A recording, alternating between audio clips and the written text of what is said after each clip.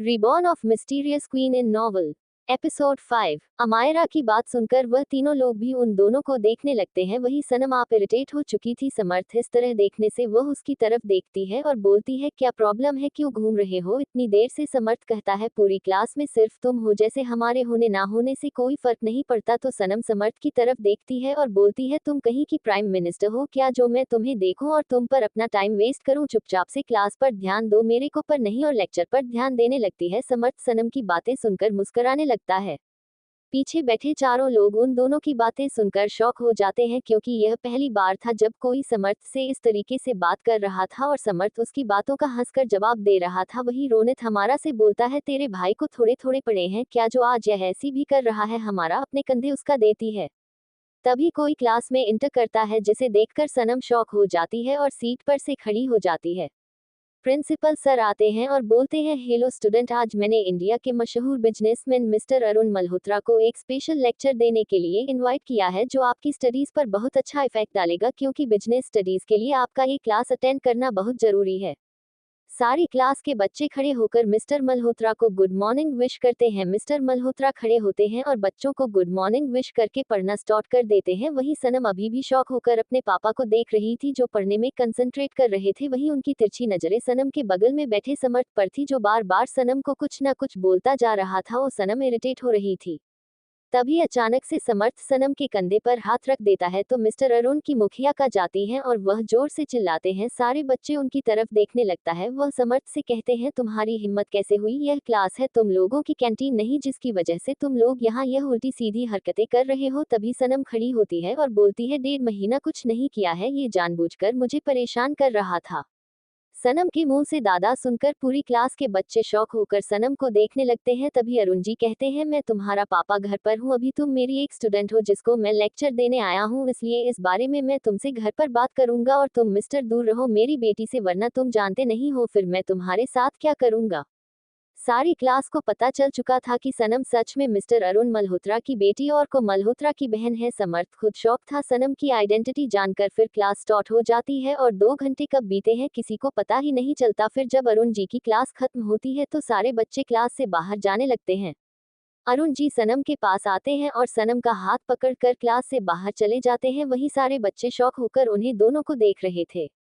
तभी अभय समर्थ के कान में कहता है तूने तो आती है अपने ससुर जी से पंगा ले लिया, अब तो तुझे ससुर जी को मनाना बहुत मुश्किल होने वाला है।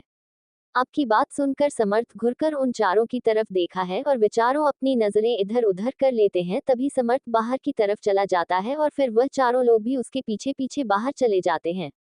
अरुण जी सनम को लेकर अपनी गाड़ी में बैठ जाते हैं और बोलते हैं बच्चे मैं जानता हूँ तुम मुझसे नाराज हो, लेकिन मैं क्या करूँ बेटा, मैं उसे इस तरीके से घर से जाने के लिए नहीं बोल सकता। तो ठीक है ना डैड, जब तक वह घर में रहती है मैं नहीं जाऊंगी, और मैं मल्होत्रा मेंशन तब तक नहीं जाऊंगी तब तक वह लड़की उसे घर में है। आज आपको फैसला करना होगा पापा, आप किया कोर्स घर में रखना चाहते हो या अपनी बेटी को। और गाड़ी से निकाल कर बाहर आ जाती है। अरुण जी उसे समझाने की बहुत कोशिश करते हैं, लेकिन वह नहीं मानती। एक कैब बुक करके चली जाती है।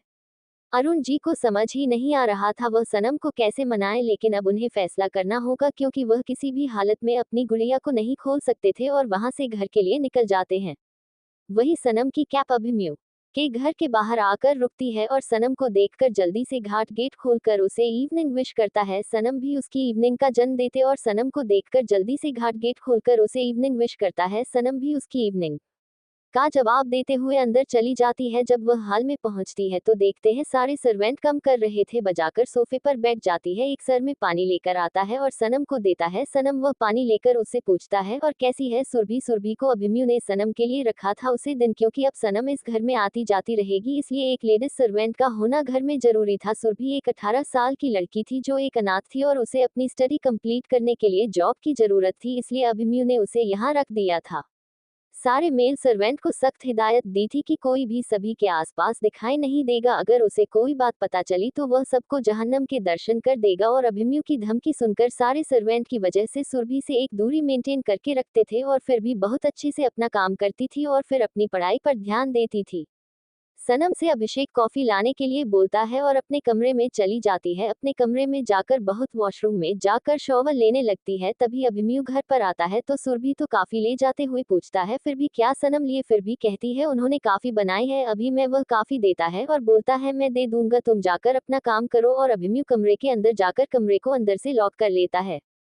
तभी सनम देखते हैं कि बाथरूम में कोई भी तौलिया और बाथरूम नहीं था। वह कहती है अब मैं क्या करूं, हाँ मैं कमरा लॉक करके आई थी तो मैं ऐसी चली जाऊंगी, अभिमन्यु को भी आएगा नहीं और सर्वेंट की तो आने की हिम्मत नहीं। तो अपनी मंडी निकाल कर थोड़ा बाहर देखी है तो उसे कोई नहीं दिखता तो वह बाहर आकर प्रोजेक्ट की तरफ जाकर अपने कपड़े निकलने लगती है। तभी किसी चीज की गिरने की आवाज आती है। उसे आवाज को सुनकर सनम चौंक जाती हो, पीछे मुड़कर देखती है तो अपने पीछे अभिमन्यु को देखकर शौक के मारे उसकी आंखें बाहर आने को हो जाती हैं और जल्दी से छिपाने की कोशिश करती है, लेकिन बच्चे पर काम से यही समझ नहीं आ रहा था। फिर वह अचानक से जाकर अभिमन्यु के गले लग जाती है, अभिमन्यु से अपनी बाहों में भर लेता है और बोलता है अगर तुम्हें मुझसे प्यार करने का इतना ही मन कर रहा था तो मुझे बता देता हूँ, मेरे पास ऐसे आने की जरूरत नहीं थी तुम्हें।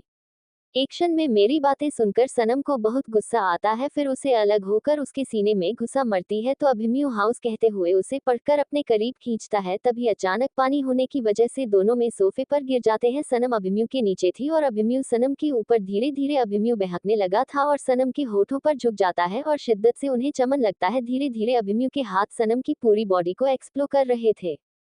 फिर अभिमन्यु सनम को लेकर बेड पर चला जाता है और दोनों अपने प्यार के सफर में आगे बढ़ जाते हैं। पूरी रात उन दोनों का ही प्यार का सफर ऐसे ही चलता रहता है और रात के 2 बजे सनम सो चुकी थी, अभिमन्यु से पीछे से अपने गले लगा कर चुका था। वहीं दूसरी तरफ मल्होत्रा मेंशन का हाल बहुत खराब था क्योंकि ओम ने गुस्से में अरुण जी को पता नहीं क्या क्या बोल दिया था और बोल दिया था कर ये लड़की घर में रही तो ओम नियति को लेकर एक दिन से चला जाएगा। अपने दोनों बच्चों की ऐसी बातें सुनकर ओम जी बहुत टेंशन में आ गए थे। फिर वह किया से कहते हैं कि तुम्हारी वजह से मेरे बच्चे मुझसे दूर है, इसलिए तुम भाई साहब से कहकर रहने का इंतजाम कहीं और कर लो। किया अरुण जी से कहती है चाचा जी अगर ऐसी बात है तो आप अभिमन्यु से बात कर लो, मैं उसके साथ उसके मेंशन में रह लूंगी, अब तो उसकी बीवी भी वहां है, आप एक बार पूछ लो ना। तो अरुण जी कहते हैं ठीक है मैं अभी अभिमन्यु से पूछता हूँ। अरुण जी अभिमन्यु को कॉल करते हैं तो अभिमन्यु बोलता है जी पापा जी बताए। अरुण जी कहते हैं बेटा क्या किया को तुम थोड़े दिन अपने साथ अपने घर पर रख सकते हो। तो अभिमन्यु कहता है नहीं पापा जी, ने किया को अपने घर नहीं रख सकता क्योंकि मेरी बीवी ने साथ मना कर दिया उसे अपने घर रखने से, वह किसी दूसरी लड़की को अपने घर में नहीं रखना चाहती है, तो आप उसे किसी हॉस्टल या पीजी में रख दीजिए। फोन स्पीकर पर था इसलिए उसकी सारी बातें की अभी सुन लेती है। उसे अभिमन्यु की बीवी के ऊपर बहुत गुस्सा आता है लेकिन वह कुछ नहीं कर सकती थी क्योंकि वह नहीं जानती थी क्या अभिमन्यु की बीवी कोई और नहीं बल्कि सनम ही है। नेक्स्ट मॉर्निंग सूर्यास्त। सनम और अभिमन्यु नीचे डाइनिंग टेबल पर ब्रेकफास्ट कर रहे थे, तभी एक गार्ड आकर बोलता है सर आपसे मिलने के लिए बाहर कोई मिस किया ही नहीं है, वह जबरदस्ती अंदर आने की कोशिश कर रही है, मैंने उन्हें बहुत रोकने की कोशिश की लेकिन वह मेरी बात नहीं सुन रही है। अभिमन्यु जाकर बोल दो मैं उसे घर में नहीं आने दूंगा क्योंकि यह घर मेरी बीवी का है और मेरी बीवी नहीं चाहती उसे जैसी दो कौड़ी की लड़की मेरे घर में आकर इस घर को पवित्र करे। वह सर्वेंट किया से जाकर यही सारी बातें बोल देता है लेकिन किया भी बिल्कुल बेशर्मी पर उतरी हुई थी, वह जबरदस्ती घर के अंदर आ जाती है। तभी सनम किसी काम से अपने कमरे में चली जाती है। अभिमन्यु के पास इस वक्त सुरभि खड़ी हुई थी। सुरभि को देखकर किया को गलतफहमी हो जाती है कि अभिमन्यु की बीवी ये लड़की है। बबमन के पास आकर अभिमन्यु से बोलता है अभिमन्यु तुम्हें इस लड़की में ऐसा क्या दिखाई दिया जो मुझ में नहीं था, तुमने 2 टके की लड़की से शादी कर ली और मुझे छोड़कर, मैं तुमसे कितना प्यार करती हूँ बचपन से लेकिन तुम्हें ये बात समझ नहीं आता, पहले तुम उसे सनम के पीछे पागल थे और अब तुम इस लड़की के पीछे पागल हो गए हो। अभिमन्यु मुझे एक मौका दो, मैं तुम्हें बहुत खुश रखूंगी, उसे लड़की को अपने घर से बाहर कर दो। किया की बातें सुनकर बहुत गुस्से में आ चुका था, तभी असुर भी कुछ बोलने को होती है तभी उसकी नजर सीडीओ के ऊपर खड़ी सनम पर जाती है। सनम ना में गर्दन हिलाकर कुछ इशारा करती है तो सुरभि हमें अचानक से अभिमन्यु और किया के बीच में खड़ी हो जाती है और किया को धक्का मारकर बोलता है तुम्हें मैंने मेरे घर में आने से मना किया था ना, तो तुम जैसे 2 कौड़ी की लड़की की हिम्मत कैसे हुई मेरे घर में जाकर उसी से इस तरीके से बात करने की। अगर तुम्हारे अंदर इतनी ही आग लगी है तो किसी बारिया क्लब में चली जाओ, वहां तो मैं तुम्हारे हिसाब के बहुत सारे लड़के मिल जाएंगे जो तुम्हें खुश कर, लेकिन मेरे घर से निकले। सुरभि जबरदस्ती किया का हाथ पकड़कर घर से बाहर धक्का देती है, तभी किया किसी से टकरा जाती है। किया अभिमन्यु से बोलती है, अभिमन्यु तुम्हें इस लड़की में ऐसा क्या दिखाई दिया जो मुझ में नहीं था? तुमने 2 टके की लड़की से शादी कर ली और मुझे छोड़कर। मैं तुमसे कितना प्यार करती हूँ बचपन से, लेकिन तुम्हें ये बात समझ नहीं आता। पहले तुम उसे सनम के पीछे पागल थे और अब तुम इस लड़की के पीछे पागल हो गए हो। अभिमन्यु मुझे एक मौका दो, मैं तुम्हें बहुत खुश रखूंगी। उसे लड़की को अपने घर से बाहर कर दो। किया की बातें सुनकर बहुत गुस्से में आ चुका था। तभी सुरभि कुछ बोलने को होती है, तभी उसकी नजर सीडीओ के ऊपर खड़ी सनम पर जाती है। सनम ना में गर्दन हिलाकर कुछ इशारा करती है तो सुरभि हमें अचानक से अभिमन्यु और किया के बीच में खड़ी हो जाती है और किया को धक्का मारकर बोलता है, तुम्हें मैंने मेरे घर में आने से मना किया था ना? तो तुम जैसे 2 कौड़ी की लड़की की हिम्मत कैसे हुई मेरे घर में जाकर उसी से इस तरीके से बात करने की? अगर तुम्हारे अंदर इतनी ही आग लगी है तो किसी बारिया क्लब में चली जाओ, वहां तो मैं तुम्हारे हिसाब के बहुत सारे लड़के मिल जाएंगे जो तुम्हें खुश कर, लेकिन मेरे घर से निकले। सुरभि जबरदस्ती किया का हाथ पकड़कर घर से बाहर धक्का देती है, तभी किया किसी से टकरा जाती है। किया नजर उठाकर ऊपर देखी है तो वहां पर ओम खड़ा हुआ था। उनको देखकर वह रोने लगती है और कहती है, देखो ना भाई, ये लड़की मुझे धक्के मारकर घर से बाहर निकल रही है। चाचा जी ने मुझे यहाँ रहने के लिए भेजा है, लेकिन अभिमन्यु भी मुझे इस घर में नहीं रखना चाहता। ओम किया को खड़ा करता है और उससे दूर होकर कहता है, जब अभिमन्यु तुमसे मना कर चुका है कि वह तुम्हें अपने साथ नहीं रख सकता तो तुम क्यों उठाकर चली जाती हो? बार बार तुम्हें अपनी बेइज्जती नहीं लगती? और जैसी तुम्हारी आदतें हैं ना, कोई भी बीवी तुम्हें अपने घर में नहीं रख पाएगी, क्योंकि तुम उसके ही पति पर डोरी डालने लगोगे। इसलिए तुम्हारी भलाई इसी में, निकलो यहाँ से। किया रोने लगती है और कहती है, आप तो भाई हो ना मेरे, आपको तो मुझे बचाना चाहिए और आप इन लोगों का साथ दे रहे हो। मुझे बेचना करने में आपको शर्म नहीं आती कि आपकी बहन को ये लोग घर से इस तरीके से धक्के मार कर निकल रहे हैं और आप कह रहे हो कि निकलो यहाँ से। ओम, मेरी इस दुनिया में सिर्फ एक ही बहन है और वह है मेरी सनम, और मेरी सनम तुम्हारी जैसी हरकतें नहीं करती है। अगर कोई उसे यह बोल दे कि हमारे यहाँ मत आना तो जिंदगी में कभी उसकी हनी जाएगी, चाहे वह इंसान उसके पैर पड़कर उसे मन्नत है क्यों ना करे। लेकिन तुम, मैं तो घर से निकाला जा रहा है फिर भी तुम मुंह उठाकर कभी मल्होत्रा मेंशन पहुंच जाती है, कभी तुम यहाँ आ जाती हो। तुम्हारे अंदर सेल्फ रिस्पेक्ट नाम की कोई चीज है कि नहीं है? किया, आप मेरे साथ ऐसा कैसे कर सकते हैं जब आप जानते हैं कि मैं अभिमन्यु से कितना प्यार करती हूँ? फिर भी आपने उसकी शादी किसी और से होने दी। पहले आप चाहते थे कि अभिमन्यु की शादी सनम से हो, लेकिन जरा सनम ने अभिमन्यु से शादी नहीं की तो आपने उसकी शादी किसी और से कर दी। भाई, आप किसी और की जगह मेरी शादी भी तो अभिमन्यु से कर सकते थे ना? किया की ऐसे जाकर सुनकर बहुत गुस्सा आने लगता है और वह कहता है, देखो किया, मेरा तुमसे और तुम्हारी फैमिली से कोई रिश्ता नहीं है और ना ही मैं तुम्हें अपनी बहन मानता हूँ। तुम्हारे पापा ने जो मेरे दादा के साथ किया था उसके बाद तो मैं तुम लोग भी शक्ल भी नहीं देखना चाहता। तुम्हें क्या लगता है तुम्हारे इरादे मुझे पता नहीं है कि तुम क्यों आती हो यहाँ? और एक बात याद रखना हमेशा, सनम मेरी इकलौती बहन है और उसकी खुशी के लिए मैं कुछ भी कर सकता हूँ, मतलब कुछ भी। और तुम जो अपना यह मंसूबा लेकर मेरे घर आए हो ना, चली जाओ, क्योंकि जिस दिन मेरे हाथ सबूत लेकर आना, कम से अपने हाथों से गोली मारूंगा तुम्हें। निकलो यहाँ से। उनकी इतनी बेइज्जती करने के बाद भी किया बेशर्मों की तरह वहीं खड़ी थी। वह अभी भी एक कदम नहीं मिली थी। अभिनया अपना माथा सहलाते हुए बोलता है, ओम, ये पीस कहाँ से आया है? मतलब इसकी इतनी इंसल्ट हो गई, इतनी इस घर से बाहर धक्के देकर निकाल दिया, फिर भी यह बेशर्म की तरह यही खड़ी हुई है। यार, मुझे तो कुछ समझ ही नहीं आता। कहता है, इसके खून में गंदगी है, जिसे आप ऐसा था उसकी बेटी तो ऐसी होनी ही ना। और वह दोनों अंदर जाकर गेट बंद कर लेते हैं। गेट बंद करते हुए अभिमन्यु गार्डों को कुछ इशारा करता है। वह गार्ड जबरदस्ती किया को उठाकर मेंशन के बाहर फेंक देते हैं। किया सड़क पर बैठी हुई अपनी आंखों में नफरत लिए बोलता है, बहुत खूबसूरत है तुम दोनों को अपनी दोस्ती पर देखो, मैं इस दोस्ती को ही कैसे खत्म करती हूँ। अब इस समय में उसे सनम को मोहरा बनाऊंगी, क्योंकि वही है जो तुम दोनों की दोस्ती खराब कर सकती हो। वहां से चली जाती है। भाई ओम, अभिमन्यु सुरभि अंदर आते हैं तो देखते हैं सनम सुक्के पर बैठी हुई थी और बोलती है, भाई ये पीस कहाँ से ट्रांसपोर्ट हुआ है हम लोगों की लाइफ में? मतलब इसकी इतनी इंसल्ट हो गई, इसको घर से धक्के मारकर निकाल दिया गया, पर ये लड़की जाने को तैयारी नहीं है। ओम कहता है, यही है कि वह पापा को अपने चाल में फंसा कर रखे और अभिमन्यु से शादी करके दोनों की प्रॉपर्टी हासिल कर सके, क्योंकि इन दोनों बाप बेटी का तो यही काम है। अभिमन्यु ओम की तरफ देखा है, बोलता है, तुम यहाँ इस टाइम कोई बात थी क्या? हाँ, कल शादी है मेरी, तो आज शॉपिंग पर चले सब लोग, क्योंकि नियति को भी शादी का जोड़ा दिलाना है और उसके लिए कपड़े वगैरह सब कुछ लेने हैं। नियति एक सिंपल शादी चाहती है, तो मोम डैड ने बोला है शादी सिंपल कर लेते हैं और रिसेप्शन अच्छा कर लेंगे।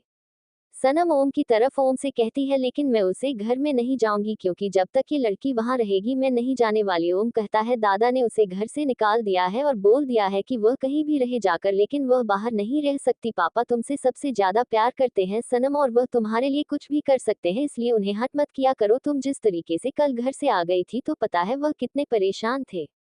जानती हूँ भाई वह कितने परेशान थे, इसीलिए तो मेरे कॉलेज आ गए हैं बिजनेस के प्रोफेसर बनकर। क्या वह दोनों एकदम शॉप में सनम की तरफ देखते हैं। हाँ भाई, उन्होंने मेरा कॉलेज ज्वाइन कर लिया है, अब वह कॉलेज में मेरा प्रोफेसर बनाकर मुझे प्रोटेक्ट करेंगे। सनम की ऐसी बातें सुनकर अभिमन्यु और मुस्कुराने लगते हैं और वह बोलते हैं वह तुम्हें लेकर बहुत पजेसिव है सनम, वह पता नहीं तुम्हें कैसे अभिमन्यु के साथ बात है, यही बहुत बड़ी बात है, वरना अगर उनका बस चलता ना तो वह कभी तुम्हारी जिंदगी में किसी लड़के को नहीं आने देते, और शादी तो बहुत दूर की बात है। सनम उनकी बात सुनकर मुस्कुराने लगती है, फिर कहती है ठीक है तो आज ऐसा करते हैं शॉपिंग कर लेते हैं, लेकिन भाई शॉपिंग हम शाम को चले क्योंकि अभी मुझे थोड़ा काम है। ओके, मेरी भी एक मीटिंग है, मैं वह अटेंड कर लेता हूँ, उसके बाद चलते हैं और नियति भी तब तक फ्री हो जाएगी। ओके, सब लोग वहां से अपने अपने काम पर निकल जाते हैं। तभी अब मैं सनम का माता चुनकर बाहर जाने को होता है तो सनम उसका हाथ पकड़कर रोक लेती है और उसके पास आकर उसके कान में बोलती है मैं शाम की शॉपिंग का प्लान इसलिए किया था क्योंकि आज तुमने मैं तुम्हारे साथ टाइम स्पेंड करना चाहती हूँ, तुम्हें ऑफिस जाना, गो टू हेल। सनम की बात सुनकर अभिमन्यु मुस्कुराने लगता है और बोलता है मैं भी कहीं नहीं जा रहा था, मैं सर्वेंट को छुट्टी देने जा रहा था कि वह शाम को आए, अभी वह जाए, अब तुम चलो इंतजार करो मैं आता हूँ। सनम फिर अपने कमरे में चली जाती है और अभिमन्यु सारे सर्वेंट को शाम तक की छुट्टी देकर अपने रूम में पहुंचता है तो देखा है चारों तरफ अंधेरा ही अंधेरा था। वह जाकर रूम की लाइट ऑन करता है तो देखा है सनम बेड पर बहुत ही हसीन अंदाज में लेटी हुई थी। उसे इस तरीके से देखकर अभिमन्यु अपने होश खो बैठता है और धीरे धीरे उसके करीब आकर उसके ऊपर झुककर अपने लबों से उसके लबों को कैद कर लेता है। तो फिर वह दोनों अपने प्यार की नई दुनिया में खो जाते हैं। उनका ये प्यार लगभग दोपहर के 2 बजे तक चलता है। अभिमन्यु आज कुछ ज्यादा ही वर्ल्ड था जिसकी वजह से सनम की हालत बहुत खराब हो गई थी और वह बहुत थक गई थी। अभी मैंने सनम की तरफ देखकर उसके कंधे को चूमते हुए बोलता है बेबी, जब तुमने मुझे खुला ऑफर दिया था तो मैं उसको कैसे रिजेक्ट कर सकता था, बस में थोड़ा वाइल्ड ज्यादा हो गया, उसके लिए सॉरी।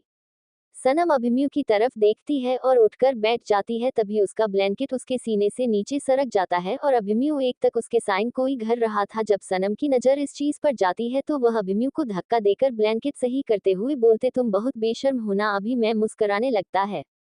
सनम अभिमन्यु से कहती है तुमने ना मुझे शादी का जोड़ा दिलाया, ना शादी का चूड़ा, न पायल, न मंगलसूत्र, न सिंदूर, और अपनी बीवी बोलते हो मुझे आज तक मुझे कि मेरी बीवी का है, मैं वही कपड़े पहनती हूँ, ना मेरे पास एक साड़ी है ना लहंगा है, मैं पहले नहीं पहनती थी लेकिन अब तो मैं पहनती हूँ ना, तुमने कुछ ला कर दिया, मुझे नाराज हूँ तुमसे, मुझसे बात मत करना, और उसकी तरफ पेट करके लेट जाती है।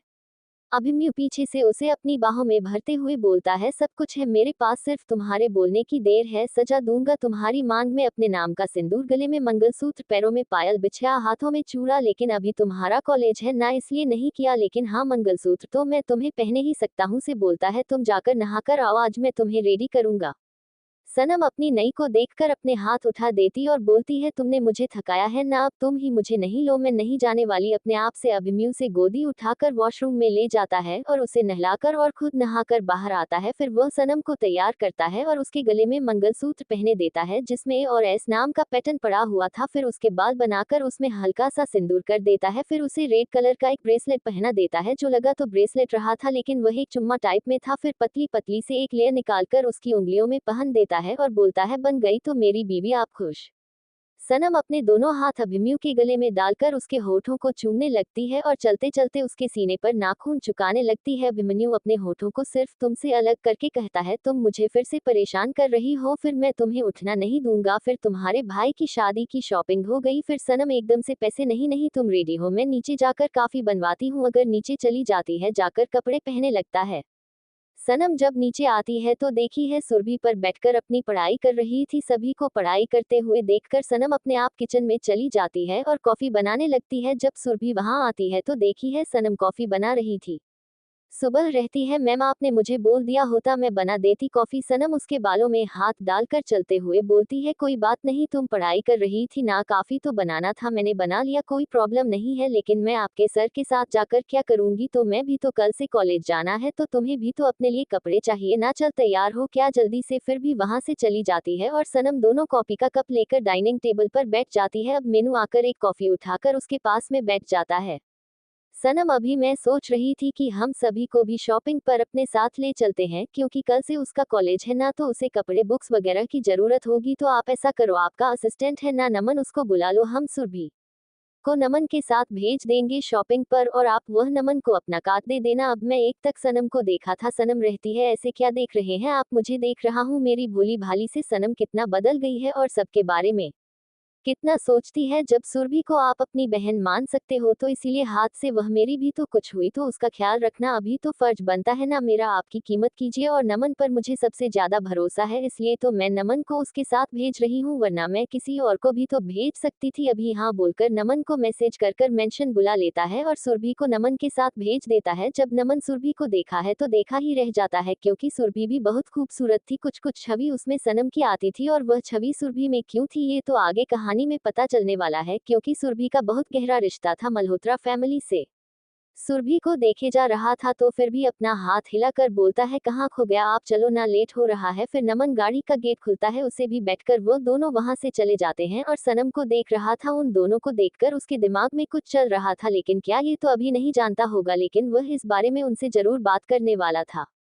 सनम अभी मैं सोच रही थी कि हम सभी को भी शॉपिंग पर अपने साथ ले चलते हैं क्योंकि कल से उसका कॉलेज है ना तो उसे कपड़े बुक्स वगैरह की जरूरत होगी तो आप ऐसा करो आपका असिस्टेंट है ना नमन उसको बुला लो हम सुरभि को नमन के साथ भेज देंगे शॉपिंग पर और आप वह नमन को अपना कार्ड दे देना। अब मैं एक तक सनम को देखा था सनम रहती है ऐसे क्या देख रहे हैं आप मुझे देख रहा हूँ मेरी भोली भाली से सनम कितना बदल गई है और सबके बारे में कितना सोचती है जब सुरभि को आप अपनी बहन मान सकते हो तो इसीलिए हाथ से वह मेरी भी तो कुछ हुई तो उसका ख्याल रखना अभी तो फर्ज बनता है ना मेरा आपकी कीमत कीजिए और नमन पर मुझे सबसे ज्यादा भरोसा है इसलिए तो मैं नमन को उसके साथ भेज रही हूँ वरना मैं किसी और को भी तो भेज सकती थी अभी हाँ बोलकर नमन को मैसेज कर कर मेंशन बुला लेता है और सुरभि को नमन के साथ भेज देता है। जब नमन सुरभि को देखा है तो देखा ही रह जाता है क्योंकि सुरभि भी बहुत खूबसूरत थी। कुछ कुछ छवि उसमें सनम की आती थी और वह छवि सुरभि में क्यों थी ये तो आगे कहानी में पता चलने वाला है क्योंकि सुरभि का बहुत गहरा रिश्ता था मल्होत्रा फैमिली से।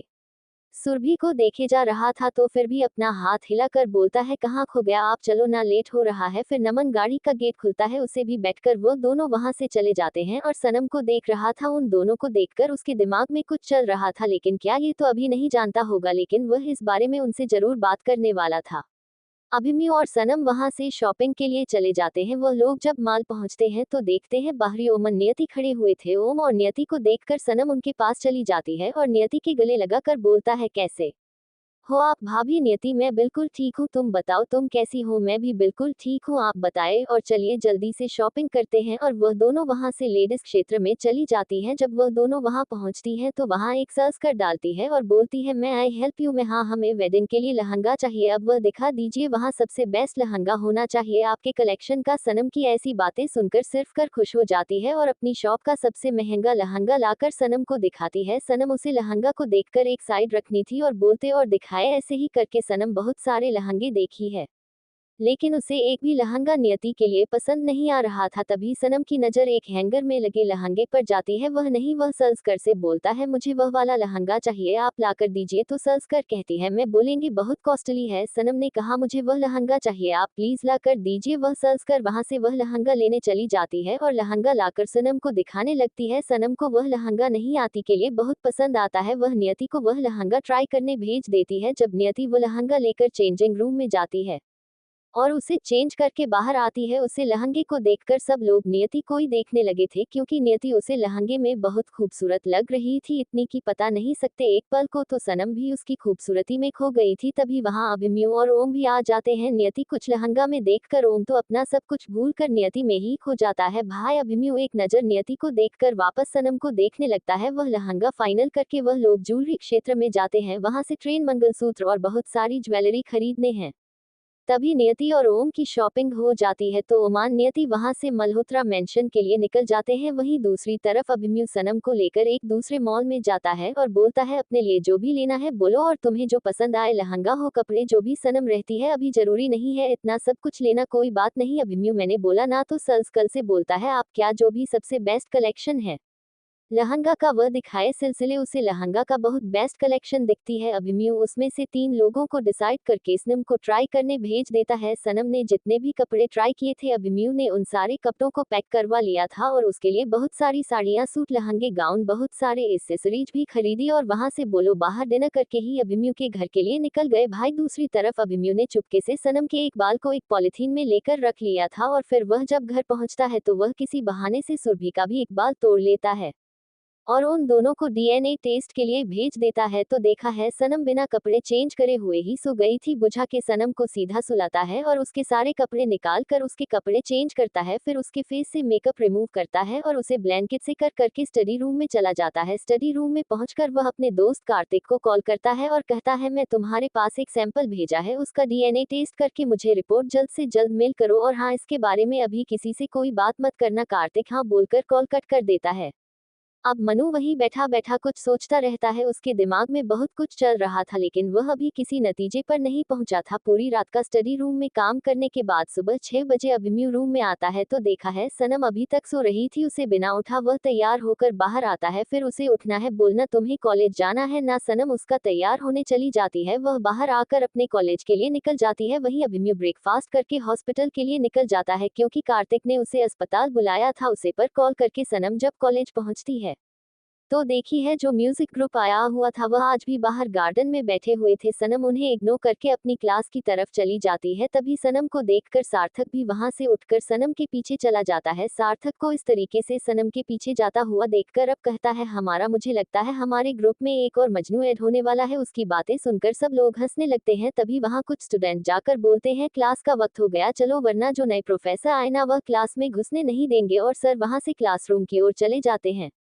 वहीं अरुण जी जब क्लासरूम में आते हैं तो अपना लेक्चर स्टार्ट करते हैं। लेक्चर स्टार्ट करने के बाद बुक लेक्चर पूरा करके वहां से अपने ऑफिस की तरफ निकल जाते हैं क्योंकि वह सिर्फ इसी क्लास को बिजनेस का लेक्चर देते थे और किसी क्लास को नहीं। वहीं दूसरी तरफ अस्पताल में जब कार्तिक पहुंचता है तो देखा है क्या अभिमन्यु पहले से ही उसका इंतजार कर रहा था। अभिमन्यु को देखकर वह से अपने केबिन में आने का इशारा करता है और दोनों वहां चले जाते हैं। तो उसे एक रिपोर्ट देखे हुए बोलता है तुम्हारा सब सही था, उन दोनों का डीएनए 99.99% मिलता है और हाँ वह दोनों बहनें हैं। अब तुम्हें अरुण अंकल से इस बारे में बात करनी होगी कि वह दोनों कैसे पहने हैं, क्योंकि जितना हमारा अंकल को जानते हैं अगर उनके कोई दूसरी बेटी होती तो वह हमें जरूर बताते। अभिमन्यु हमें अपनी गर्दन हिलाकर कार्तिक से कहता है चलो मल्होत्रा मेंशन चलते हैं। वहां से मल्होत्रा मेंशन निकल जाता है। वह एक मैसेज करके सनम को भी मल्होत्रा मेंशन बुला लेता है। अरुण ओम नियति की मैसेज मल्होत्रा सबको, सब लोग वहां पहुंचते हैं तो एक दूसरे को देख बोलते हैं कि कुछ है क्या। अभिमन्यु ने सबको इकट्ठे बुलाया तो सब लोग नाम है अपनी गर्दन हिला देते हैं और अभिमन्यु का इंतजार करने लगते हैं। तभी अभिमन्यु और कार्तिक भी वहां पहुंच जाते हैं। मनु और कार्तिक को देखकर बोलो कहते हैं क्या हुआ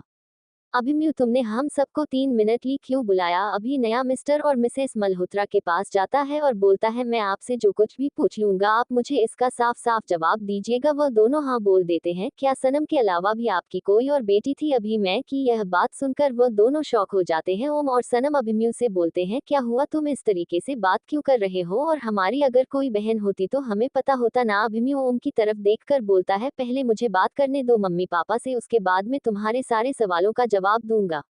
वह दोनों फिर कुछ नहीं बोलते तो अरुण जी कहते हैं हाँ सनम की जुड़वा बहन थी जो हॉस्पिटल से अचानक कहीं गायब हो गई थी। गायब तो सनम भी हुई थी लेकिन सनम को हम लोगों ने ढूंढ लिया था, लेकिन हम अपनी दूसरी बेटी को नहीं ढूंढ पाए थे। वह अचानक से हॉस्पिटल से कहाँ गायब हो गई हमें पता ही नहीं चला। हम उसे आज भी ढूंढने की कोशिश कर रहे हैं लेकिन वह हमें नहीं मिली। क्या तुम जानते हो उसके बारे में, क्या वह तुम्हें मिली है। अभिमन्यु हमें अपनी गर्दन हिलाकर बोलता है हाँ मैं जानता हूँ आपकी दूसरी बेटी को, और उसकी और सनम की शक्ल है बहुत हद तक एक जैसे मिलती है, इसीलिए मुझे शक हुआ और मैंने सनम और उसका डीएनए टेस्ट कराया तो वह दोनों ट्विंस थी। फिर मैं आपका और उनका डीएनए टेस्ट कराया जो मैच करता था, इसीलिए मैं यहाँ आज आपके पास आया था। तो मैसेज मल्होत्रा एकदम से खड़ी हो जाती है और कहती है बताओ ना कहाँ है मेरी बेटी। अभिमन्यु कहता है बुलाता हूँ रुक जाए। फिर वह सुरभि को आवाज देता है। सुरभि को अपने सामने देखकर मिस्टर मैसेज मल्होत्रा की आंखें शौक से बड़ी हो जाती है क्योंकि कुछ हद तक सुरभि सनम के जैसी थी। सुरभि और सनम की आंखों का कलर अलग अलग था, वरना दोनों अगर एक जैसे कपड़े पहनकर खड़ी हो जाएं तो वह जुड़वा ही लगेगी, लेकिन उनमें थोड़ा बहुत अंतर था। सनम बहुत खूबसूरत थी और सनम और सुरभि सनम से थोड़ी कम। अभिमन्यु सुरभि से बोलता है तुम हमेशा से जानना चाहती थी ना सुरभि कि तुम्हारी फैमिली कौन है। ये तुम्हारी फैमिली है। अस्पताल से तुम्हें किसी ने चोरी करके उसे सनाता आश्रम में डाल दिया था और सनम तुम्हारी जुड़वा बहन है, इसीलिए तुम्हें हमेशा सनम से एक लगा अफसा लगता था। चोट अगर सनम को लगती थी तो दर्द तुम्हें भी होता था। मैंने इन सारी बातों को पिछले एक हफ्ते में बहुत और जार किया था, इसलिए मैंने डीएनए टेस्ट करेगा तब मुझे पता चला कि तुम दोनों ट्विंस बहाने हो, और ओम तुम्हारा बड़ा भाई और मैं तुम्हारा जीजू, और मम्मी पापा तुम्हारे माँ पापा। मिस्टर और मैसेज मल्होत्रा जाकर सुरभि के गले लग जाते हैं और उसके पर पूरे चेहरे को चुनकर बोलते हैं मेरी बच्ची मिल गई। पूरे 22 साल इंतजार किया था हमने अपनी बच्ची की, मिलने का आज जाकर मिली है और उसके पूरे चेहरे को चूमने लगते हैं। तभी सनम एकदम से उठकर एक बात को उठाकर नीचे फेंक देती है। सनम की ऐसी हरकत देखकर सब लोग चौंक जाते हैं और सनम गुस्से में वहां से बाहर की तरफ चली जाती है। सनम कुछ तरह जाता हुआ देखकर अरुण जी उसके पीछे भागने लगते हैं, लेकिन सनम नहीं रुकती, वह अपनी कार लेकर स्पीड में वहां से चली जाती है। अरुण जी अंदर जाकर अभिमन्यु से कहते है, अभिमन्यु प्लीज जो संभालो से, वह बहुत गुस्से में गई है, कहीं कुछ करना ले खुद को। अभिमन्यु अरुण जी से कहता है, आप फिक्र मत कीजिए, मैं संभाल लूंगा उसे और आप सुरभि को संभालिए। वही सुरभि मैसेज मल्होत्रा से कहती है, माँ अगर दीदी को ये पसंद नहीं है मेरा यहाँ रहना, यह मेरा आपके मम्मी पापा कहना, तो मैं नहीं रहूंगी। जैसे आज तक जीती आई हूँ आगे भी जी लूंगी, लेकिन मैं दीदी को दुखी नहीं देख सकती। मैं दीदी से बहुत प्यार करती हूँ, जब तूने पहली बार देखा था उनसे मुझे बहुत लाघव हो गया है, मैं उनकी नफरत बर्दाश्त नहीं कर पाऊंगी, इसलिए मैं यहाँ से बहुत दूर चली जाऊंगी। हाँ लेकिन आपसे फोन पर कभी कभी बातें कर लिया करूंगी। ओम भी आकर सुरभि को गले लगा लेता है और कहता है, अब तुम कहीं नहीं जाओगी, तुम हमारी छोटी बहन और हमारे साथ इसी घर में रहोगी। नियति भी सुरभि को गले लगाकर बोलता है, हाँ तुम भी हमारी इस घर का एक मेंबर हो और अभी मेंबर इस तरह से कभी अलग नहीं जाएगा। वही सनम गुस्से में गाड़ी की स्पीड बढ़ती ही जा रही थी और अभिमन्यु अपनी गाड़ी को लेकर सनम के पीछे जा रहा था, लेकिन अब उसे सनम की गाड़ी कहीं दिखाई नहीं दे रही थी। वह चारों तरफ देखा है लेकिन उसे सनम कहीं नहीं दिखती। अब उसे डर लगने लगा था, क्योंकि सनम का गुस्सा को बहुत अच्छे से जानता था और अब शायद सनम अपने पूरे गुस्से पर थी। वह उसके मंगलसूत्र को ट्रैक करने की कोशिश करता है, लेकिन उसका मंगलसूत्र भी ट्रैक नहीं हो रहा था, फोन भी स्विच ऑफ था, कुछ भी ट्रैक नहीं हो रहा था। इसलिए अभिमन्यु बहुत डर जाता है एवं ओम को कॉल करता है। उसकी बातें सुनकर उम्मीद परेशान हो जाता है। सब लोग मल्होत्रा मेंशन इकट्ठे होकर सनम के बारे में बातें कर रहे थे कि वह कहाँ जा सकती है, लेकिन किसी को कुछ समझ नहीं आ रहा था। वही सनम गुस्से में अपनी गाड़ी एक पहाड़ी पर ले जाकर खड़ा कर देती है और निकाल कर बाहर आकर रहती है, या आपने ठीक नहीं किया था बड़े पापा, आपने बिल्कुल ठीक नहीं किया था, मैं बिल्कुल समझ गई हूँ, ये घाटी हरकत आप ही की थी। आप इन्हें हम दोनों बहनों को चुराया था जिससे पापा को एक बेटा रहे और आप अपनी उसे तो कौड़ी की बेटी को मेरे पापा के करीब भेज सके, लेकिन पापा ने मुझे तो ढूंढ लिया लेकिन सुरभि को नहीं ढूंढ पाए। आपकी वजह से मेरी सुर्खी ने अपना बचपन अनाथ आश्रम में बिताया है, इसके लिए मैं आपको माफ नहीं करूंगी। आप चाहे मुझे कुछ भी करना पड़े, लेकिन आपकी हकीकत तुम्हें पापा के सामने लाकर रहूंगी।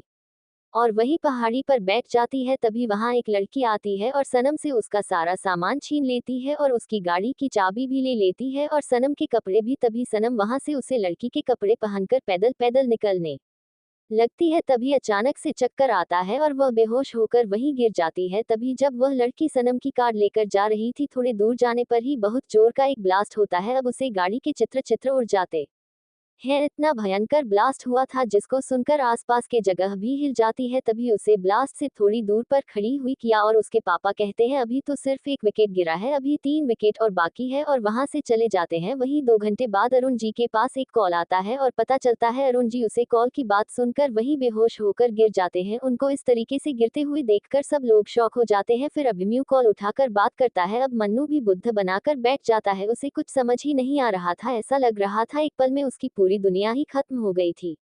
श्रीमती मल्होत्रा, नियति, सुरभि, सब लोग बहुत परेशान थे। सब लोग वहां पहुंचते हैं तो उसे कर को पहचान जाते हैं। उसमें पड़ी हुई बॉडी के शरीर पर उन्हें वह पेंडेंट और वह चूड़ा वगैरह सब मिलता है। उन सबको देखकर अभिमन्यु वहीं खड़ा का खड़ा रह जाता है। उसे ऐसा लगता है जैसे उसकी पूरी दुनिया 1 मिनट में तहस नहस हो गई, कुछ भी नहीं बचा था उसके पास। वही अरुण जी की हालत बोलते वक्त के साथ खराब होती जा रही थी, क्योंकि वह सनम से सबसे ज्यादा प्यार करते थे। भले ही उन्हें सुरभि इतने सालों बाद मिली थी, फिर भी सुरभि से ज्यादा प्यार वह सनम से ही करते थे। मैसेज मल्होत्रा भी बेहोश हो जाती है। ओम को तो कुछ समझ ही नहीं आ रहा था कि थोड़े ही पल में क्या से क्या हो गया। उसकी जान से प्यारी बहनों से इस तरीके से छोड़कर चली गई। आज उसे अपनी एक बहन मिली थी और उसकी दूसरी बहनों से दूर चली गई, तो वहां से उसे बॉडी को लेकर अस्पताल के लिए निकल जाते हैं। पोस्टमार्टम होने के बाद अगली दोपहर में ओम को बॉडी दे दी जाती है। जब घर में अंतिम संस्कार की तैयारी चल रही थी, तभी वहां सबको एक आवाज सुनाई देती है और आवाज को सुनकर सब लोग चौंक जाते हैं।